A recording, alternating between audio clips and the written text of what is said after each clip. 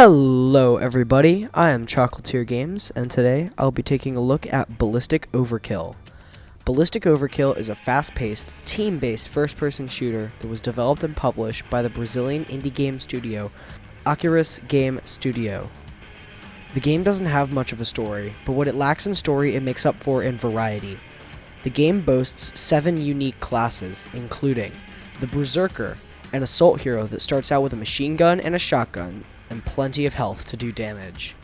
The Vanguard, a variety offensive hero with a machine gun and a fast damage last resort shotgun with average health and speed. The Wraith, a sedentary sniper that turns partially invisible while standing still and scoped in, with low health and mobility, but a basically instant killing sniper rifle. The Shadow, a low health, high mobility character that turns invisible while sprinting with dual submachine guns and a sweet looking ninja sword. The Tank, enough said, with a big machine gun and shotgun. The Grenadier, a high damage, low health character with a grenade launcher. And finally, the Marksman, a long distance assault character with 2 different machine guns. All of these heroes feel completely different to play, from unique playstyles encouraged to unique aesthetics and skins for each character. Even the weapons that may seem similar at first glance are completely different. For example, the shotgun the Berserker uses is a heavy, medium-range damage doer, while the shotgun the Vanguard holds is an almost instant-firing shotgun that empties its clip in a second and is used in extremely close quarters as a last result. These little nuances are helpful to the variety this game has. You're encouraged to switch up characters often to counter others, similar to the way Overwatch's gameplay encourages switching up your heroes. However, at the end of each round, you receive experience for individual characters that goes to unlocking weapons, skins, weapon skins, and status buffs for that character. You can also get lockboxes that do not include any microtransactions to open. This was a very welcome change, as I expected you to have to pay for keys to open these boxes, as you do in a lot of first-person shooter games. These unlocks, however, counter each other in the sense that I want to switch up heroes often, but the experience system is garnered towards picking a main. I would personally enjoy the game provide quicker level ups that affect your player overall, and give you a form of currency that you can use to purchase upgrades for the hero of your choice. The gameplay overall is very solid, centered around fast-paced, high-mobility action. The game is focused on 4 standard FPS game modes. You get your free-for-all and team deathmatch, your control point, and King of the Hill maps. The game modes themselves aren't too interesting or revolutionary, but it is the maps themselves that really distinguish themselves. The maps are all stunning, with great details and differences between all of them. Many of the maps also have small gimmicks like this moving platform that I use to snipe people and make the other team extremely upset. Or in this other map, where every so often these gas chambers close, killing whoever is inside. This game is all about atmosphere. It manages to keep a fairly realistic military setting and be light and almost cheerful.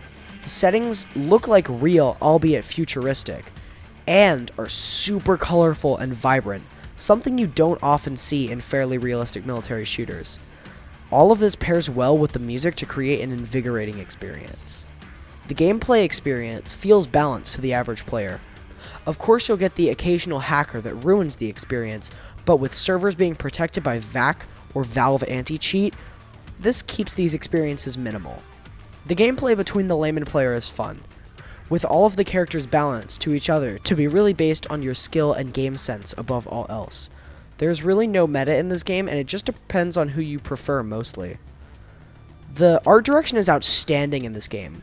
The base graphics are nothing outstanding, but it is really the art in this game that makes use of bright colors and sharp designs that aren't seen in a lot of other military shooters. Like this one. The music isn't the best I've seen, but it is effective in its delivery to keep up the action and energy maintained throughout each match. The matches themselves are pretty short, and you'll spend about 5 to 10 minutes per match.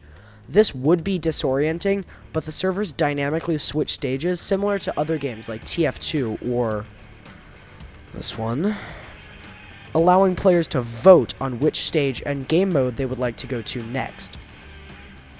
This game is all about making you comfortable.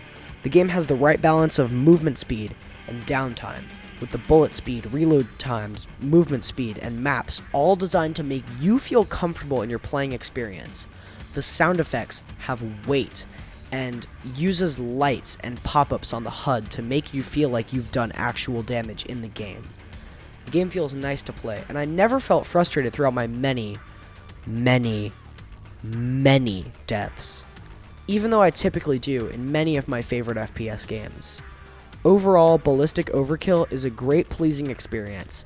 You can expect great art and music direction and high-octane action. The game is definitely worth your money and will deliver hours of quality, fun gameplay. My only complaint is the level-up system that doesn't encourage variety in a game that is chock full of it. Ballistic Overkill earns itself a 9.5 out of 10 with a label of comfortable. If you enjoyed this review and want to see more, consider supporting me on Patreon. For just $1 more per month, you will receive exclusive reviews at patreon.com/chocolatiergames. The link is in the description. Thank you for watching, and if you enjoyed, please leave a like. Thanks for watching, and I'll see you next time. Goodbye!